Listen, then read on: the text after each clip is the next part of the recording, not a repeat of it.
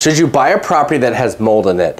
So I was recently helping a client purchase a property in actually the city of Anaheim, and it was one of my investor clients, and we had discovered after doing our inspection, so we got our offer accepted at a fair price, and we had a contractor and a home inspector go in and do some inspections on the property, and we found that the home has mold in it, in actually more than one place, and it's actually throughout the house.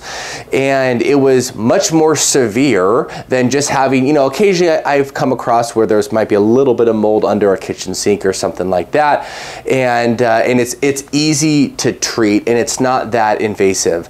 There was mold everywhere, like almost all the drywall needed to be ripped out, and we might even need to replace some subflooring boards in the floor behind the hardwood floors, and so we couldn't find all the areas of mold, but we knew that it was severe. We also knew that the sellers kind of knew that there was mold there, but they didn't disclose that. And so naturally, being with an investor client, we asked for an adjustment on the price, and the seller chose not to do anything. They wouldn't even help out with a credit of even $1,000. We asked for a significant credit because mold and ripping up all the drywall, it's just pretty expensive to have a mold company come in and remove that. And so the question is, should you buy a property that has mold, or let's just say the seller doesn't want to contribute anything towards repairs, and that there is a lot of repairs.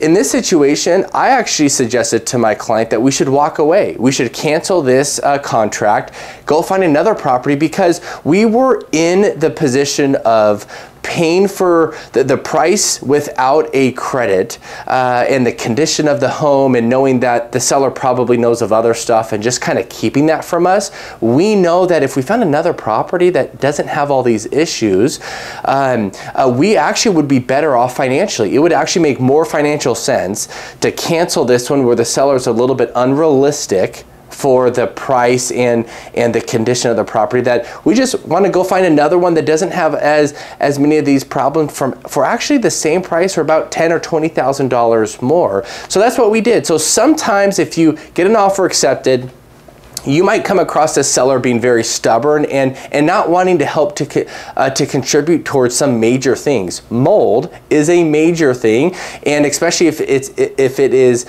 throughout the whole house, it can be very costly. So just because a seller puts their foot down, which they have the right to do that, doesn't mean that you should have to accept that. You might have to do a little bit more work and cancel that agreement and go find another property, and that's what we are choosing to do.